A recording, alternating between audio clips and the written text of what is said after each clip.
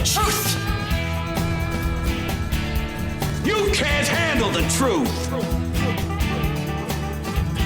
Welcome to Drop Me Off in Nashville with Scotty and friends.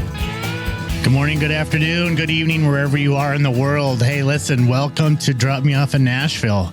Your all-access pass to story, sounds, and the soul of Music City. I got a cool show today, you guys. I've been waiting for this one for quite a while. I've done a lot of prep. I've done a lot of research. And I can't tell you how incredibly impressed I am by these gentlemen that are sitting in this room with me. I'm down in Newport Richey, Florida, and working with my good friend Mark in the studio. Mark, good morning. How are you? Is it me you're talking to? Yeah, I'm talking to you, sir. I'm here. Good morning. How are you? Morning. Can you believe these guys are in with us? It's exciting, man. I've already had fun. Just the stuff we've been doing with. I don't want to give anything away, but I've been having a blast with our guests. I think I'm going to shut my mic off and let these two banter. Yeah. Oh, yeah. Hey, listen, we're going to take a short break. We'll be right back. We'll do an introduction to these fabulous human beings. Get ready. Get ready. Get ready. Ready. Let's do this. It's showtime. Please pay attention. Stop what you're doing and welcome our guest. Angelus Country Concert. Now, this is a pretty amazing thing. This gentleman by the name of Charlie Daniels, everybody in Nashville, we love Charlie Daniels. I mean, anywhere we've seen him, he's just a superhuman being.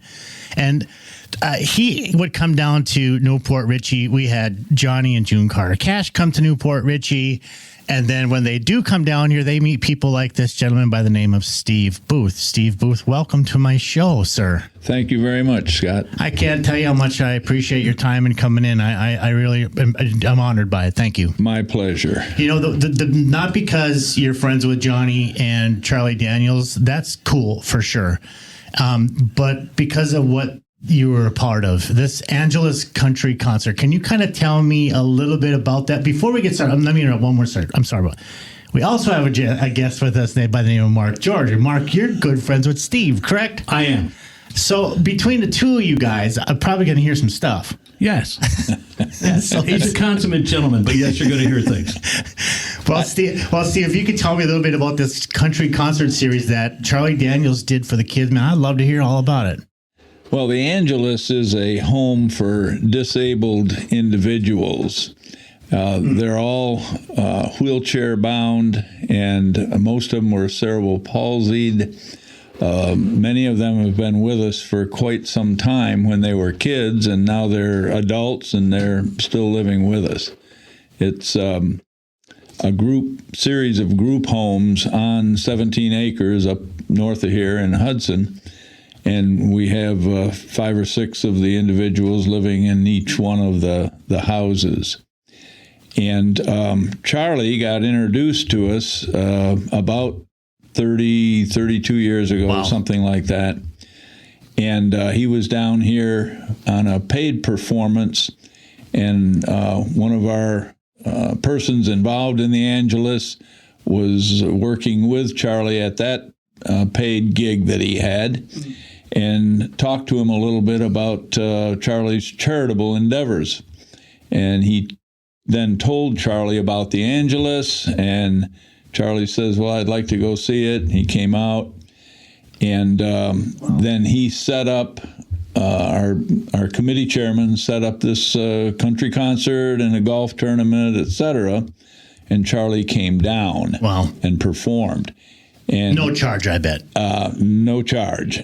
And right, what he said to me and to a number of the people is that after that first year, he said, I'm going to continue to do this as long as I am able to. And he came down 27 years in a row and performed and helped us raise a hell of a lot of money for the benefit of the Angelus. And we certainly do miss Charlie since he has passed away. Yeah. But we had 27 years of great, great memories of what he did and some of the things that occurred. We met a lot of superstars We've had. I mean, some of the people on this list, Steve, Asleep at the Wheel, Bailey and the Boys, Tommy Cash, rest in peace, Tommy. Tommy's buried right next to his mom and dad, actually. I just stopped and paid my respect to him in Nashville last week. Vince Gill was here, Jack Green, oh my gosh, what a gentleman. Jan Howard, Mickey Jones. There were so many that you guys had here. And there are a lot more. That was just the third annual. And, oh my gosh. We've had wonderful ones. John McEwen was one of the ones that I thought was really a gentleman and so talented. He would get up on stage and play a guitar, and he'd put it down and pick up a banjo and put it down, and it was amazing. And the other thing that I liked about John was that on several occasions when nobody else was around, he would drive out to the Angelus and go out and just sit with some of the kids and play music for them. And wow. they just loved it. Who did that, Johnny Cash? No, John McEwen. John McEwen would do that. John McEwen. Wow. And way to go, John. That's so cool. The first year... You know what I like about hearing these kind of stories is that they do this out of the goodness of their heart, right, Mark? Yes. I mean, they're doing this stuff. They don't have to, right? No, but I want to make you aware of something. Newport Richey, as you mentioned, has a rich history with Nashville. Mm-hmm. Matter of fact, I call it Little Nashville South here. Yes. But one thing I do want you to recognize, he mentioned Charlie Daniels came approximately 30 years ago, 1990 or so. Roughly, 93. This episode looks like it's on. Yeah, but to tell you the kind of gentleman, Steve's a good friend of mine. He's also very easy to like. He's just a great guy. But he's been doing this how many years, Steve, for the Angelus? 40 years. Think about that, folks. When you have to get up and do something for somebody selfishly, I think that's an amazing. Maybe a ticket to heaven. Not sure. My dad used to tell me the older he got, the nicer he was because he was trying to get his way into heaven. But I'm just a side story. Rest in peace, Dad. But I can't believe that you did that for so many years. You have a heart of gold. That's amazing, and he's still doing it. Still doing it. You just mentioned Johnny Cash. I'd like to tell you a little story of with Johnny that occurred. You know, he spent a lot of time here in his younger years in Tarpon Springs and Newport Richey. Mm-hmm. And his then mother-in-law, Maybelle Carter, had a home on the river out here called the Pithlitchescody River. Yes. And there was a gentleman here by the name of Des Little. And he and his family had a stilt house out in the Gulf. I've seen that. Okay, and Johnny contacted Des Little, who was the patriarch of the family, and asked if he could use their stilt house for a weekend. And so Des Little went out and he cleaned the place all up. It was early in the season, as I recall. And he came down and he brought Billy Graham with him. And their wives, and they spent the weekend there. And Pete Little, who was one of the sons of Des Little, was a very close friend of mine, and he owned a country bar here in town. And he called me up and said, Johnny is coming into Maybelle Carter's home for dinner Sunday night. Would you like to come join us? And I said, absolutely. So I went down to the house on the Cody River there, and Johnny was there, and June Carter was there, and Johnny seemed like he was nervous, and he was wandering around in the house a little bit, and preoccupied on his mind. Yeah, and anyway, when we were done with dinner, he said, I'd like to have all of you step out. Johnny Cash said this. I want all of you to step outside here. And of Maybelle's house. Of Maybelle's house, correct. Okay. And he said, I really appreciate Des Little, for having us here, and we get to use his camp. What a wonderful place it is out there and everything. And he said, you know, Elvis, whenever he appreciates somebody, he gives them a Cadillac. But he said, I can't afford that. But he said, I do have this. And he handed Des the keys to a brand new Toyota Land Rover. Wow. And Des drove that thing till the day he died. So the wheels almost fell off, I bet. Yeah, exactly. But there's something that he's leaving out here, okay? Mm-hmm. Steve is also a musician. He was in a famous group called Peter Little and the Little Peters, okay? And they played at the, was it Silver Spur? Silver Spur, yeah. And tell us about that night. Silver Spur. It was a long night. Where's Silver Spur? Was that the country bar here in town? That was one of three. They had 3 country bars in this town. Yes. Where are they now, everybody? I think we have the stockyard, but they're all gone. They're all gone. Come back. We need a good country bar. Mark, get your thing open. I'm working on it. But anyway, he has a good story about the Silver Spur. And, another night at another trip when Johnny was here, Pete called me, Pete Little. And he said, Johnny's going to be up at the Spur. You want to come up?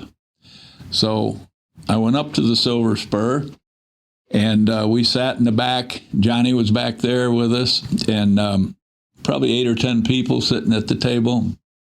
And the rest of the bar, it was pretty crowded, didn't know that Johnny was there. So Pete asked Johnny if he would get up and sing a couple songs. And so he walked up on stage, and he said his traditional greeting, Hello, I'm Johnny Cash. Yes. And the place went nuts because there was no doubt it was him. Right. And then he played a couple songs for us, and I've never forgotten that. And, of course, Johnny also did a benefit one year down here for the 2 police departments, Port Richey and New Port Richey Police Department. And all the proceeds went to buy different items that they would need to supplement taxpayers. And that's why it's so important people realize the Newport Richey's connection to Johnny Cash and June Carter Cash. And hopefully we can make something happen in the John future. Carter. Yeah, Carter. We reached out. I sent him a couple of emails. I did a little thing about John Carter on my last podcast that I did to let him know that if we can get him, great. If we can't, we understand. But I think we'll work that out. Yeah, I'm sure that John will be fine with all that. Yeah, well, he used to spend some time here as well, correct, Steve? Yeah, as my memory serves me, John Carter was at that dinner that we had there. Yeah, John Carter wrote a book. It's called House of Cash. It's the legacy of my father, Johnny Cash, written by John Carter Cash. And in chapter 8 on this book, he talks about him and his dad, how they were out on the ocean, and a little Tweety bird guided him back in the shore. And there was a whole story about that. And I thought it was just very sweet on how those memories and the things that when they were able to come to Newport Richey, they could be themselves. Yes. Nobody was pounding on the gate. The security guard wasn't out there waiting. He wasn't getting hounded at the grocery store. He could just be himself. And I think that's probably why Charlie Daniels liked it here, too, because he could just come down, do his thing, be amongst his friends, you, Steve, yes, and do it and be him. I mean, for any celebrity, I could tell you that's a gift. Yeah. And I always tell people, all my friends in Nashville, as you know, we both spend a lot of time in Nashville. And I tell them, Nashville, of course, is on a river. And I said, well, we have little Nashville on the south here. Come on down to Newport Richey. Nobody's going to bug you. Nobody's going to bug you. And I said, you'll be able to play at my place. And so it does have a rich history associated with Nashville. And I think it's important that we document it with guys like Steve that have seen it and watched it over and over again. Yeah. Unfortunately, the stilt house that Johnny and Billy Graham stayed at was destroyed in one of the storms. Sure. And it was never built back again. Yeah. But I saw there's 3 or 4 of them out there, right? Was it in that area where his was too? Right there. Yeah. So let me ask you some questions about Johnny, not about Johnny Cash, but by Charlie Daniels, sure. Okay? What's your favorite Charlie Daniels song? Is there any doubt? Is it The Devil Went Down to Georgia? Absolutely. Why? Because it just gets you going? It just gets you going. Yeah. And it gets the crowd going, I can tell you that. Okay, so let's take the celebrity out of this next question, okay, Steve? All right. Describe Charlie Daniels in one word. Wow. Not the musician. Let's take the artist part out. As your friend. Genuine human being. You can't because he's too good. So genuine human being, that just says how great of a human being he is and what you feel about him. That's wonderful to hear. You know, one thing, I was around him a lot when he was down here. I never once saw him not give an autograph when requested or not give a picture. And he'd be sitting at the dinner table with our dinner concert, and somebody'd come up in the middle of him eating, and he would stop, and he'd stand up and take a picture if they wanted. He'd sign an autograph. He never refused anybody. You know, and I just did an episode about that, and there's a lot of the kids or the new people that don't get it yet, and as they age and get more wisdom in them, Steve and Mark, they'll start to realize what kind of gift that they have by being in this industry and get to play music for their life and for the rest of their life. And what comes with that is fans. Yes. And country music fans are extremely loyal. You can stop recording, you can stop putting records out, but if you go on tour and you're playing for 30,000 people or you're playing for 500, those people are going to be there no matter what. So that doesn't surprise me at all, because the older the artist is and the longer they've been in this business, the sweeter that they are. But I would imagine somebody like Charlie Daniels, because I've heard that story echoed to me before, that's how he always has been and always would have been. You know, he's always going to be nice to his fans. Come on, that's awesome. You know, the very first concert we had down here, we had the dinner concert over here at the Spartan Restaurant, and we were selling raffle tickets. And a bunch of us went out through the crowd, and they would go back, collect the money, checks, whatever, and then go in the back and give it to the people that were counting the money. And I went back there, and there was a couple of other people who were turning in their money, and one guy says, "Look at this. I got a check from Charlie Daniels for $100. And I said, "Oh, you do?" I said, "I got a check from Charlie Daniels for $100. And he gave about 4 people separate checks for the raffle, right? None of that, Mark. That's amazing. I'll never forget this. About Give back. a week after the event was over and Charlie was back home, Hazel, his wife, called Sweet lady. the contact. Oh, yeah, she's a great lady. Contacted one of our chairmen of the event, and she said, "How much money did you make?" And they said it was about $38,000. And she said, "Okay, I'm going to send you a check for $2,000 so that we'll get an even 40." Oh. So then they sent a check to get us. Let's not forget, they're already doing. Listen, to rent a bus, to feel the bus, to pay his. He's still got to pay his. I'm sure he paid his staff. Yes. All the things that come with it, everything that's normally on his rider, including a pack of gum. He took care of all of that. Yes. Yeah. So that's pretty remarkable. So let's just say Charlie Daniels charges is $100,000 and his rider and backline is an additional $25,000. You guys, you have to realize what we're saying here. Charlie Daniels for almost 30 years ate that cost. Yes. And every year it got more and more and more, but he still ate that cost. And then he donated his time and his talents to the people that needed him most, the Angelus kids that needed help. And they're severely disabled. Yeah. And like Steve said, I said to him earlier, I said, "Well, how many kids are there?" He said, "Well, there's quite a bit." But he said, "We've had them since they're young." So that's their primary support group because they're that bad. If there's any way that I can get involved with that, we'd love to do that for sure. Hey, we'll be right back. We're going to take a short break. Hey, listen! Hey, don't go nowhere. We've got more coming at you. That's right, y'all. They were legends, icons, voices that shaped the soul of country music. Johnny Cash. Hello, I'm Johnny Cash. Loretta Lynn. Well, I was born a coal miner's daughter. Now you can walk through the places they called home all in one day.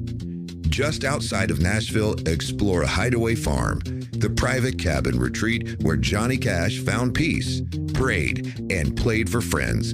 See his personal cars, memorabilia, and the home that held his heart. Then, just a scenic drive away, step into the story of Loretta Lynn at her historic ranch in Hurricane Mills.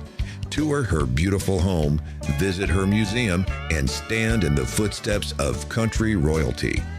2 American legends, 2 unforgettable homes, 1 epic day trip just outside of Nashville. Book your tours now and experience country music history up close and personal. This is more than sightseeing, it's stepping into the soul of Nashville. Okay, yeah, Charlie Daniels was not just special, he was extraordinary, as Steve Booth is. I mean, these guys both dedicated years to this. Steve Booth doesn't get paid. No. Hey, by the way, guys, we're back. And we talk about things over the break, and I'll tell you, Mark, that was very sweet of you to say because you meant it, and I can tell that. Of course. When you talk to people like a Steve Booth who are just, he lives his life, he does his thing, he doesn't need to go out and say, he just does. He just does. And that's something that's very impressive. Yeah, but he's committed, as Charlie Daniels was. Charlie Daniels was committed to these kids.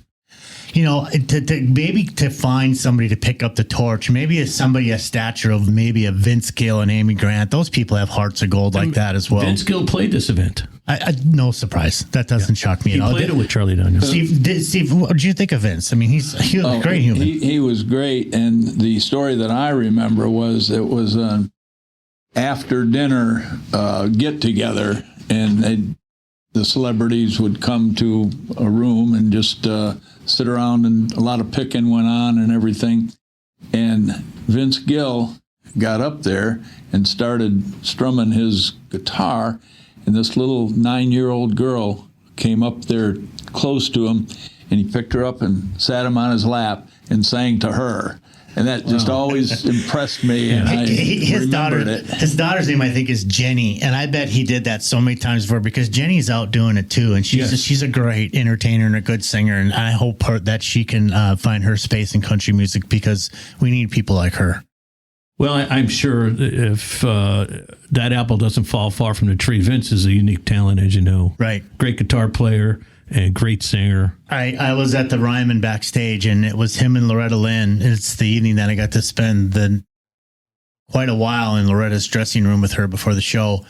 And Vince came out in a, I think it was a Predators jersey. I don't know, I'm telling you that. But the two of them were out on the Ryman stage, and I'm sitting on the side stage watching these two kind of from the back, and the people in the audience staring at them, and there's tears running down my face.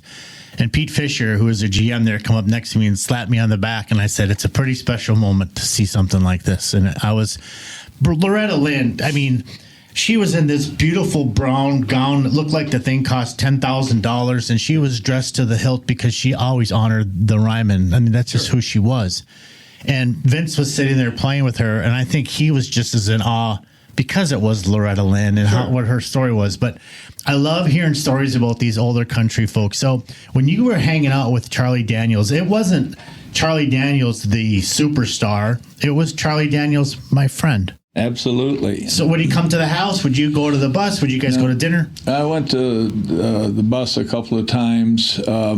Most of the time it was around the event. You know, there was a few minutes here and there and like that. But we had a golf tournament in connection with the concert. He was a big golfer, wasn't he? Yeah. He was a big golfer. He was not a good golfer. That's all right. But anyway, I had the privilege a number of years of driving his golf cart. And so I got to know a lot about his politics and his feelings for the Angelus, and how much he appreciated the opportunity to come down there and perform for us. And of course, he never ever charged us a nickel. There's one other little story I'd like to say is that we built a log cabin, if you will, 4,500 square feet log cabin out there for the Angelus for respite when parents that had the children in their own home, but they needed little break, and so they'd bring the kids out to the Angelus to stay for a couple of weeks so the parents could do their own thing. And we called it Charlie's Lodge.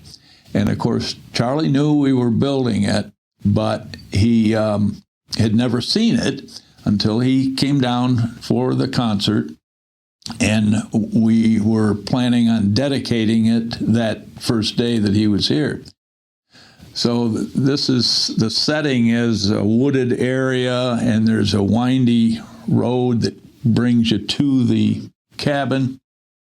And we put Charlie in a horse and buggy, he and Hazel, and we drove him around and pulled up to Charlie's Lodge, and he started crying. I started crying, and we had a lot of, and that was all built by volunteers, by the way, and the local sheriff allowed us to use a lot of trustee labor. Oh. So they'd send these guys out every morning, and they would do a lot of the work out there, and they were, some of them pretty proficient at the trades and like that. But anyway, so the sheriff allowed them to come that day when we were dedicating the lodge to Charlie, and they were all in their orange shirts that said trustee.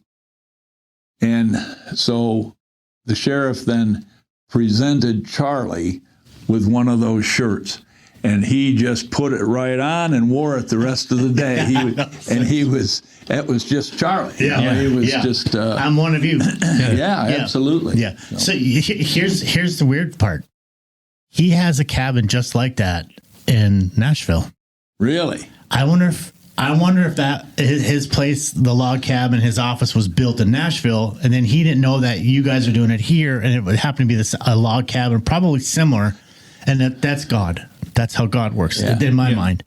And he probably went, wow, what's the chances of this? Because you could have built him anything. Yeah. But to build him a log cabin, that's what his office is outside of Nashville. I'm not going to say where, and it's that same type of setup. It's beautiful. Yeah.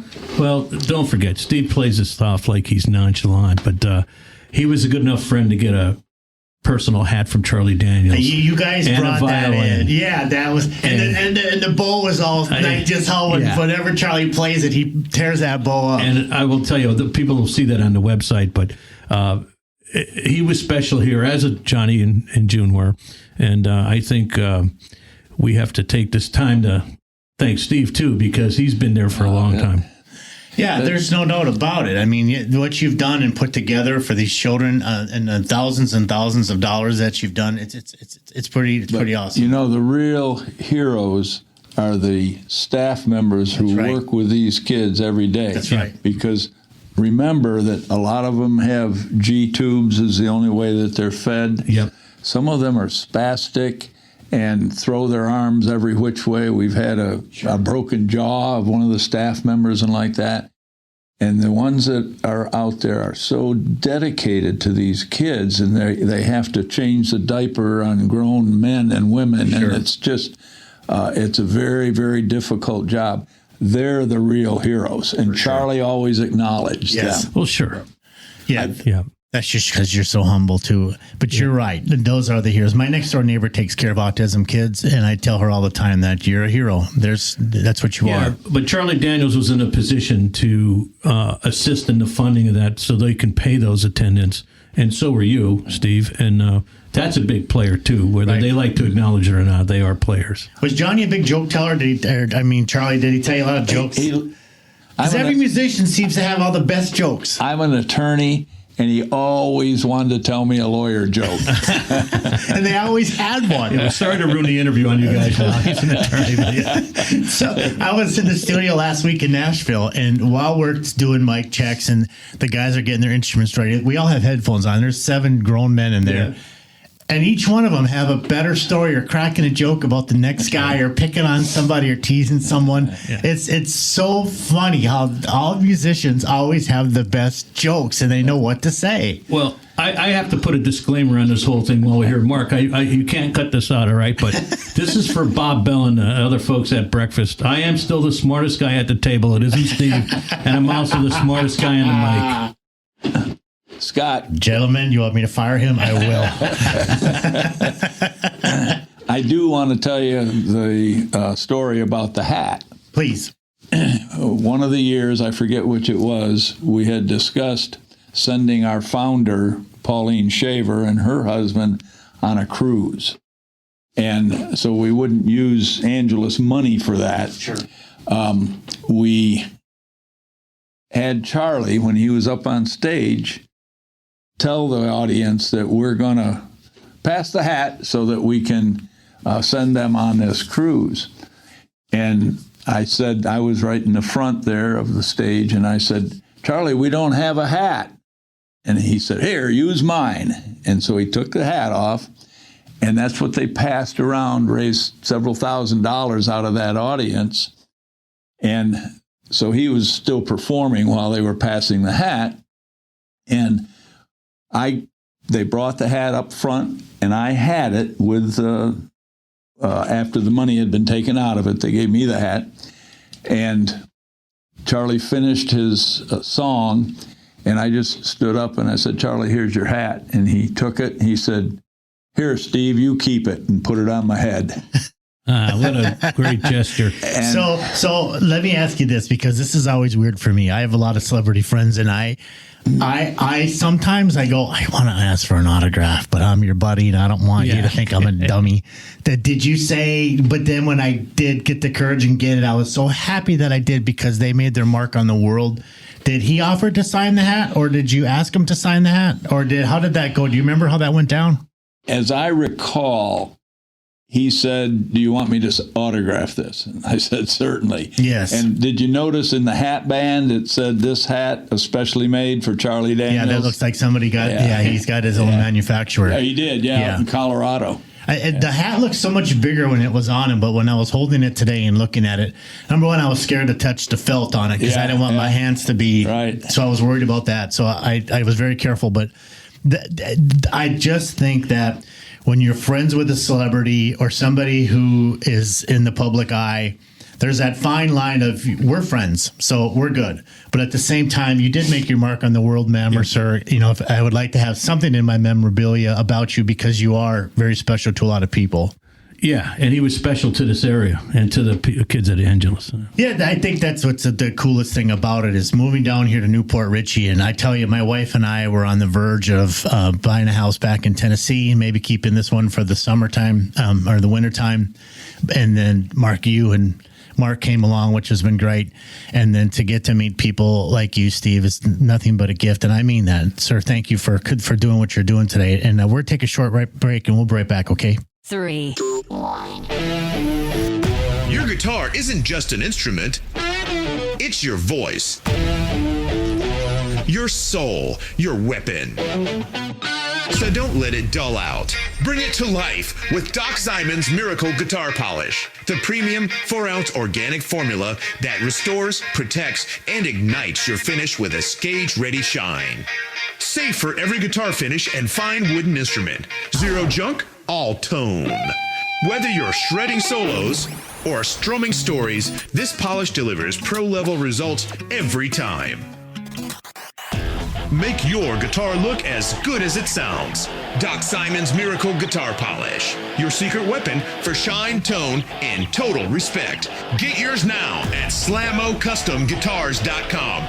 That's SLAMO CustomGuitars.com. All right, welcome back, you guys. Hey, listen, this has been nothing but a pleasure.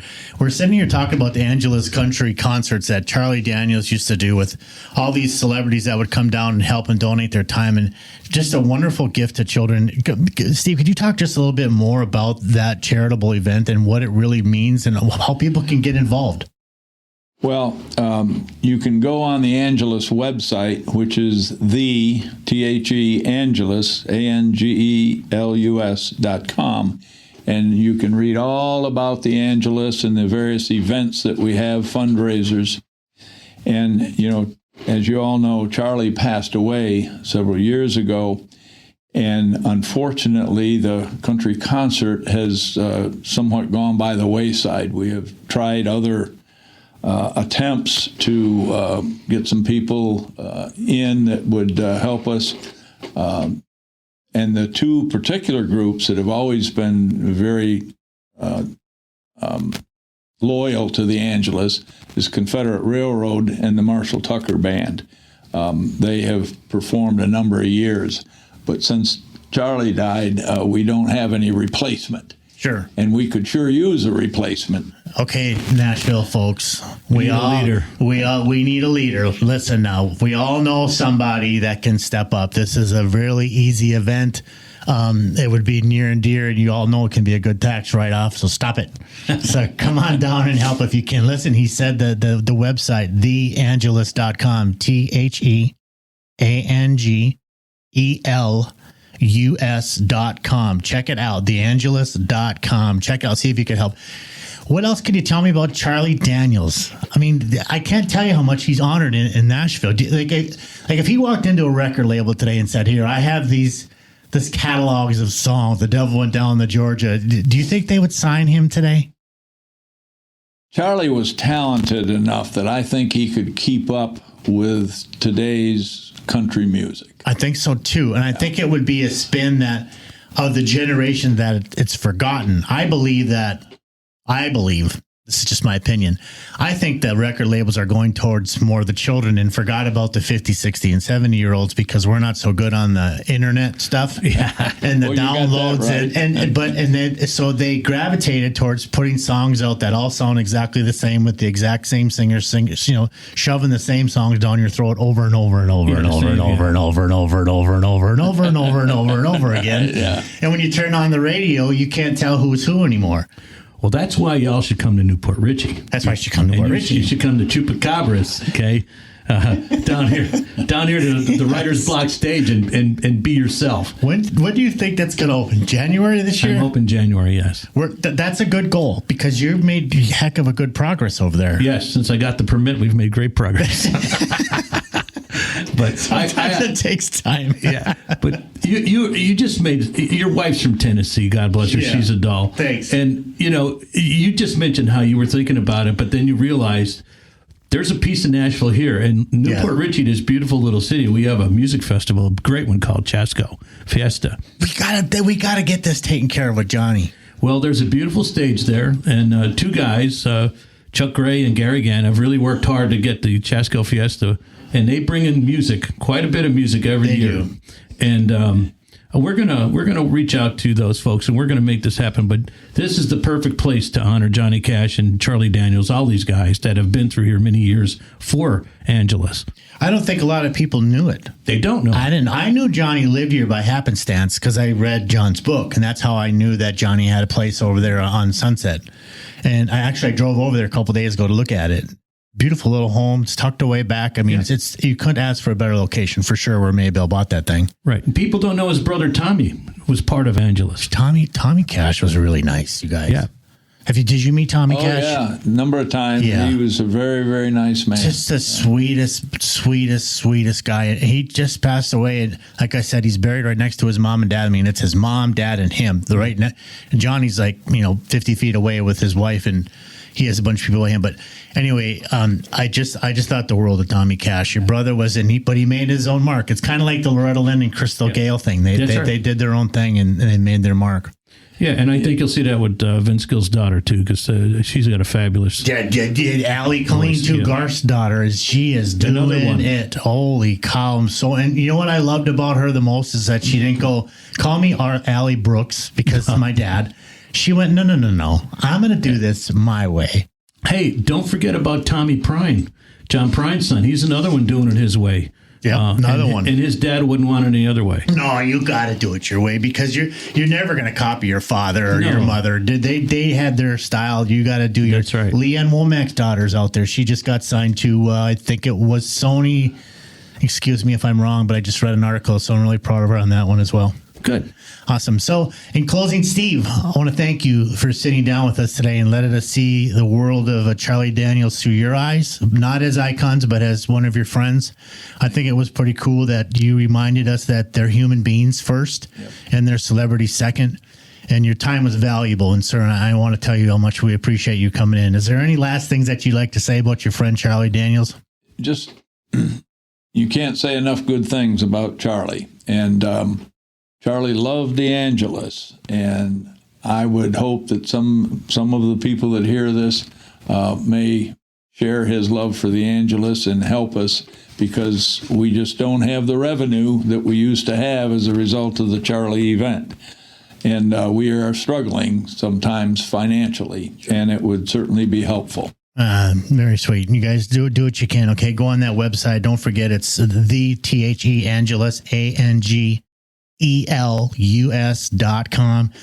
If $5 doesn't seem like much, but if 1,000 people give $5, it adds up real quick. So do what you can. Yeah, right. And for the artists out there that may want to be remembered like we remember Charlie for his greatness and his kindness, this is a valid event to take up. Sure. And if they go on that site, they could quickly find out who they need to contact to get everything set. Steve Booth will handle it. I can tell you where you can find him every morning.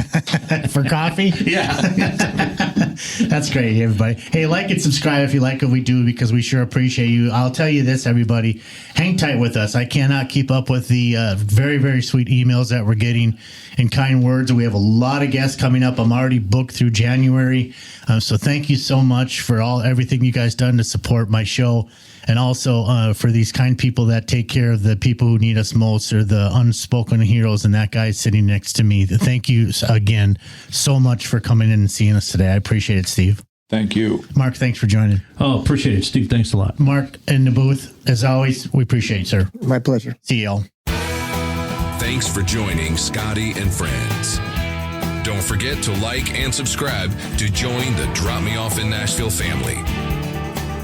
Engineering and production provided by Podcast Production Music. Well, Nashville, can't thank you enough for all the time.